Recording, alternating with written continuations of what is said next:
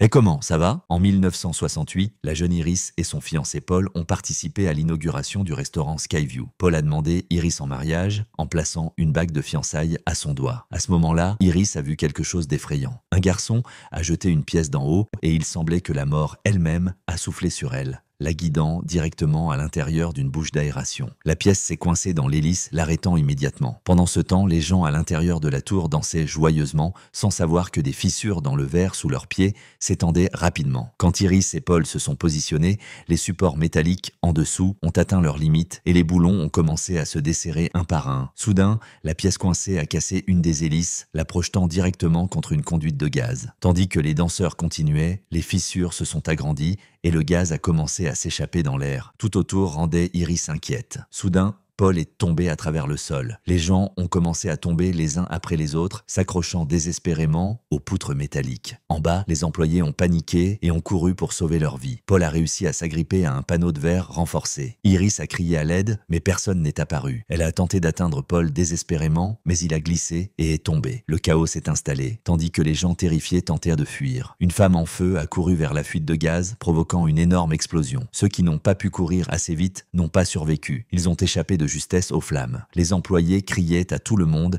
d'évacuer immédiatement. Le garçon qui avait jeté la pièce a couru en avant, menant le chemin. La passerelle s'est effondrée, tuant tous ceux qui y sont entrés. Miraculeusement, le garçon s'en est sorti indemne. Les survivants restants ont couru vers l'ascenseur, se poussant violemment pour leur survie. Un vieil homme a poussé Iris sur le côté, mais il est resté coincé entre les portes surchargées de l'ascenseur. L'équipement surchargé est tombé en panne et a écrasé l'homme de manière horrible. Iris a essayé de trouver une autre issue de secours, mais le stress a affecté sa grossesse. Soudain, elle a remarqué des objets glissant sur le côté et le plafond a commencé à se fissurer de manière menaçante. Sentant que quelque chose de terrible allait se produire, elle est montée rapidement. D'autres n'ont pas eu la même chance. Le sol s'est fendu en deux, formant une pente raide. Les gens ont glissé de manière incontrôlée vers le bas, tombant sur le verre renforcé. Une femme a pensé qu'elle avait survécu, mais quand elle a levé les yeux, elle a vu un piano sur le point de tomber. La mort a agi, faisant tomber la pièce sur le piano qui s'est effondré sur la femme. À ce moment-là, tous les membres de ce groupe étaient tombés. Le garçon s'est échappé, souriant avec arrogance, jusqu'à ce que le piano lui tombe directement dessus. Elle a profondément pleuré la perte de Paul, mais a vite vu un autre garçon en danger et a tout risqué pour le sauver. Au même instant, le bâtiment au-dessus s'est complètement effondré. À la dernière seconde possible, Iris s'est agrippée à un morceau de métal, mais en regardant de près, elle a réalisé que ce n'était pas sa main qui la tenait. C'était la bague de fiançailles de Paul, coincée dans une barre d'acier. Ce fragile support n'a pas duré longtemps et,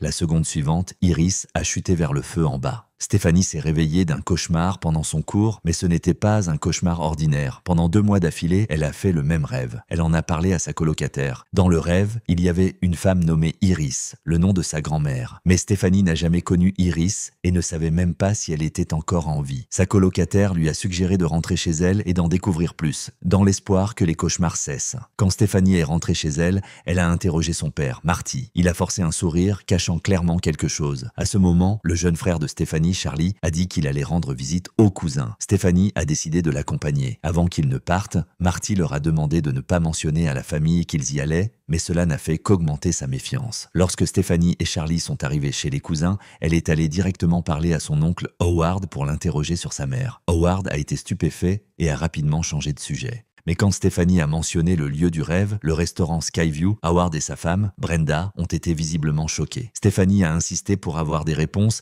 et ses cousins se sont joints à la conversation, curieux d'en savoir plus. Finalement, ils ont révélé qu'Iris n'était pas morte. Elle avait eu une dépression nerveuse. Mais pour Howard et Brenda, Iris était comme morte. Stéphanie voulait parler à sa grand-mère personnellement, dans l'espoir que cela mette fin à ses cauchemars. Frustré, Howard a expliqué qu'après la mort de leur père, Iris a perdu le contrôle. Elle les empêchait d'aller à l'école, les enfermait à la maison et vivait dans la peur constante que ses enfants meurent d'une manière ou d'une autre. Avec le temps, la police est intervenue et a emmené Iris. Plus tard, elle a commencé à suivre obsessionnellement leur progrès dans le système d'accueil. Quand Howard et Brenda ont eu leurs propres enfants, Eric, Julia et Bob, Iris a commencé à envoyer des lettres effrayantes. Ces lettres étaient remplies d'avertissements et de photos horribles de cadavres. Ils ont fini par déménager et ont coupé tout contact avec Iris. Stéphanie a demandé à voir ces lettres, mais Howard et Brenda ont refusé. Après beaucoup d'insistance, Brenda lui a dit en secret où elles étaient cachées. Stéphanie a trouvé les lettres et a été choquée de voir que la femme sur les photos était exactement comme dans son rêve. Déterminée à trouver des réponses, Stéphanie a pris la voiture et est partie seule à la recherche d'Iris. En suivant l'adresse, elle est arrivée à une cachette isolée dans la montagne. Par un interphone à la porte, elle a parlé avec sa grand-mère qui lui a demandé de partir immédiatement. Mais quand Stéphanie a expliqué qu'elle était sa petite fille, Iris a insisté pour qu'elle vide ses poches avant d'entrer. Quand la lourde porte s'est ouverte, Stéphanie est entrée avec précaution. La maison était remplie d'obstacles étranges et même le toit avait des pointes acérées. Iris a dit que tout cela était pour la protection contre des menaces invisibles. Alors que Stéphanie marchait lentement,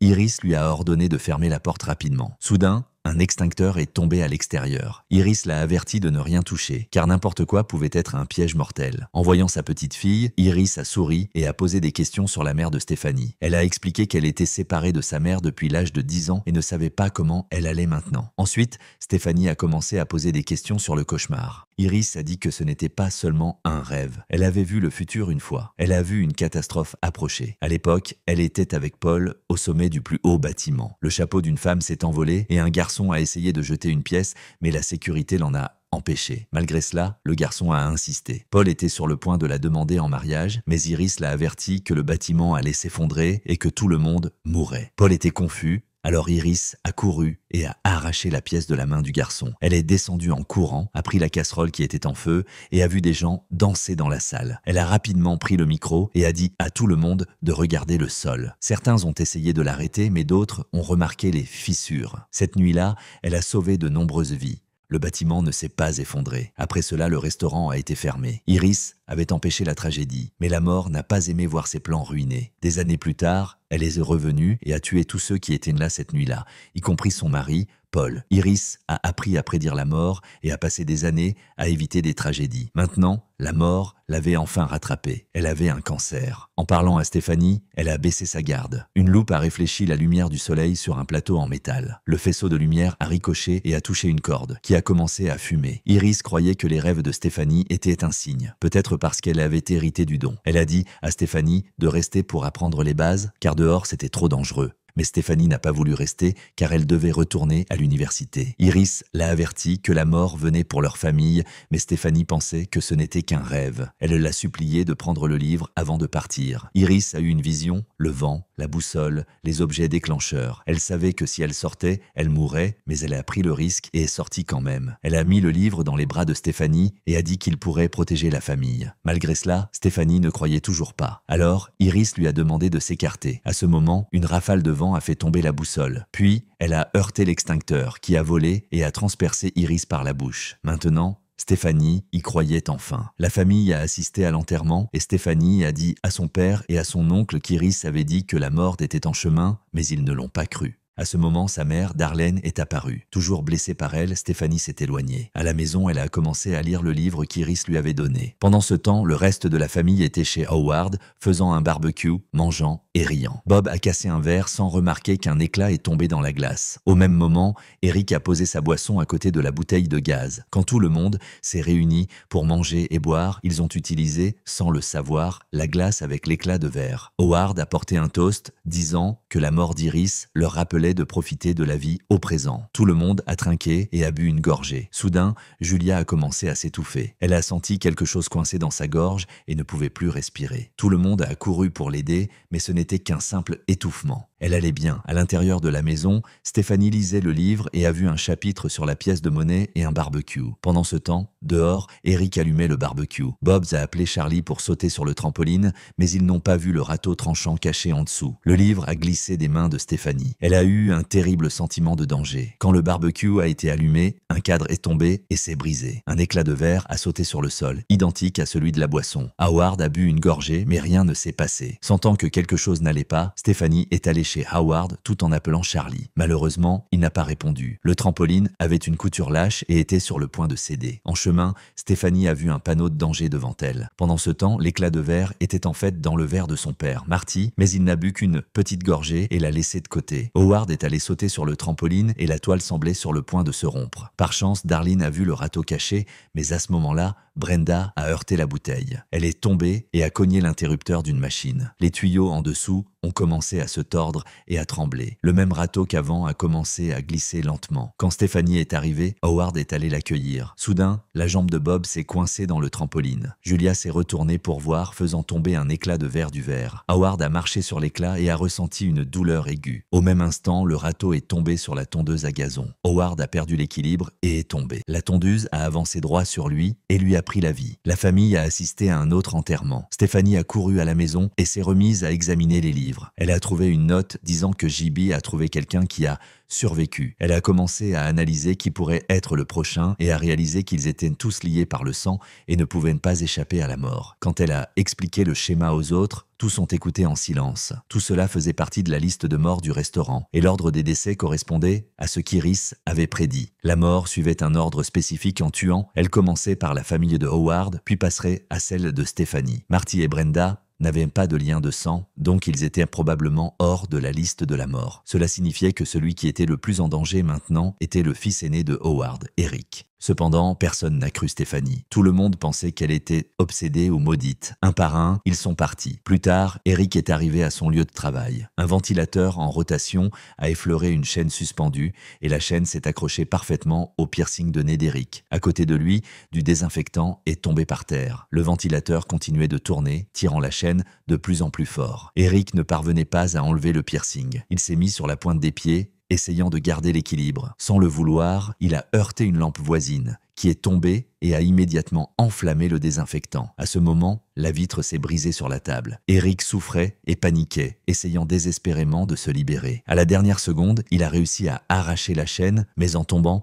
il a renversé encore plus de désinfectant. Quelques instants plus tard, le magasin a explosé. Pendant ce temps, Stéphanie était inquiète, car Eric n'avait répondu à aucun de ses appels de la nuit. Elle a pris Charlie et est partie en courant le chercher. En chemin, ils ont failli avoir un accident. Par chance, Eric avait survécu. Il avait réussi à s'échapper en arrachant ses vêtements en cuir en feu. Il ne croyait toujours rien de ce que Stéphanie disait. Malgré cela, elle a décidé de rester à ses côtés pour le protéger. Elle a commencé à suivre les notes d'Iris, essayant d'éviter toute réaction en chaîne, comme un sécateur qui est tombé d'une branche voisine, manquant de peu le ballon de football d'un garçon qui aurait pu frapper la tête d'Eric. À ce moment, ils ont rencontré Julia, qui faisait son jogging. Au même moment, un camion poubelle passait. Stéphanie a immédiatement averti Eric de s'éloigner, mais il a commencé à plaisanter près du camion. Julia l'a ignoré, a mis ses écouteurs et a continué à courir. Elle a été accidentellement projetée à l'intérieur du camion poubelle. Ils ont couru après, mais le chauffeur portait des écouteurs et n'a rien entendu. Stéphanie a sauté sur le camion, a atteint Julia et a réussi à lui tenir la main, mais il était déjà trop tard. Julia a été écrasée par le compacteur. Alors, le reste de la famille a finalement réalisé que la mort venait vraiment pour eux. Brenda a révélé qu'Eric n'était pas le fils biologique de Howard. Il était le fruit d'une liaison.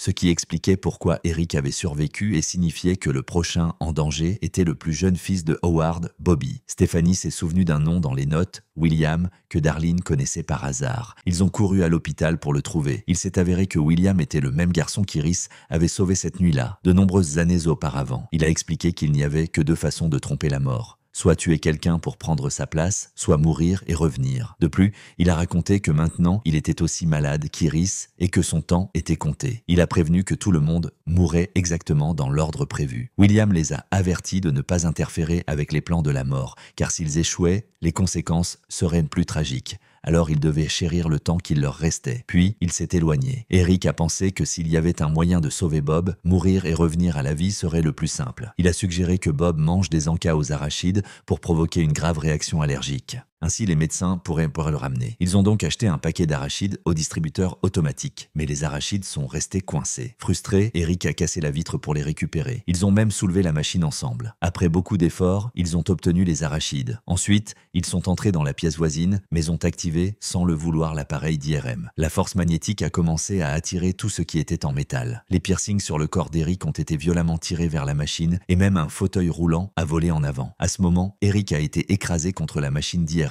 Bob, qui venait de manger les arachides, ne pouvait rien faire. Il a essayé d'atteindre le stylo d'adrénaline dans la main d'Eric, mais une infirmière a remarqué l'agitation et a ouvert la porte.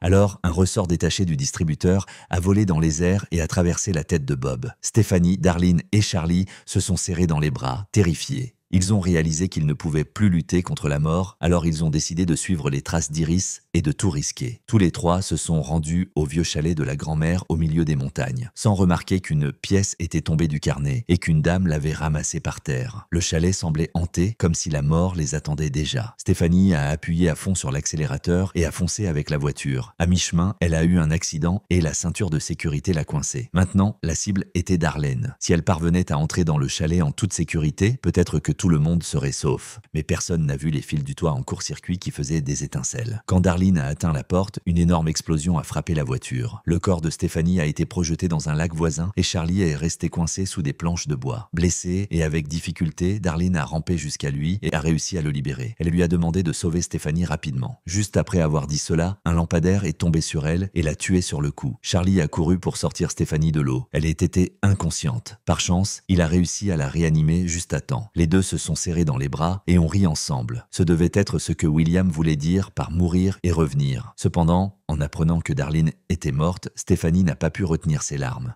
Seuls elle et Charlie restèrent du sang d'Iris. Une semaine plus tard, Charlie et Stéphanie ont rendu visite à la maison de sa petite amie. En rangeant ses vêtements, Stéphanie s'est piqué le doigt sur une épine de rose. Soudain, elle s'est souvenue du cauchemar. Dans le rêve, elle s'était aussi piqué le doigt. Puis, une dame a laissé tomber une pièce. La pièce a roulé en bas des escaliers et s'est coincée entre les rails, alors qu'un train arrivait à grande vitesse. Le père de la petite amie de Charlie était médecin. Quand il a appris comment Charlie avait sauvé Stéphanie, il a expliqué qu'elle n'était techniquement pas morte. Il a expliqué que si quelqu'un est inconscient, mais que son cœur ne s'est jamais arrêté, alors il n'est pas vraiment mort. Pour les frères et sœurs, cela ne sonnait pas bien du tout. À ce moment, Stéphanie a vu une voiture rouge identique à celle du rêve. La petite amie de Charlie portait même la même tenue qu'Iris. Le mauvais pressentiment de Stéphanie est devenu encore plus fort. Ensuite, le train a déraillé, venant droit dans leur direction. Stéphanie a trébuché et est tombée, mais Charlie l'a rattrapée et l'a relevée. Il semblait qu'il s'en était sorti, mais ce n'était pas le cas. Se terminant ainsi, destination finale. Lignée, film d'horreur de 2025. Et je vous attends dans la prochaine vidéo.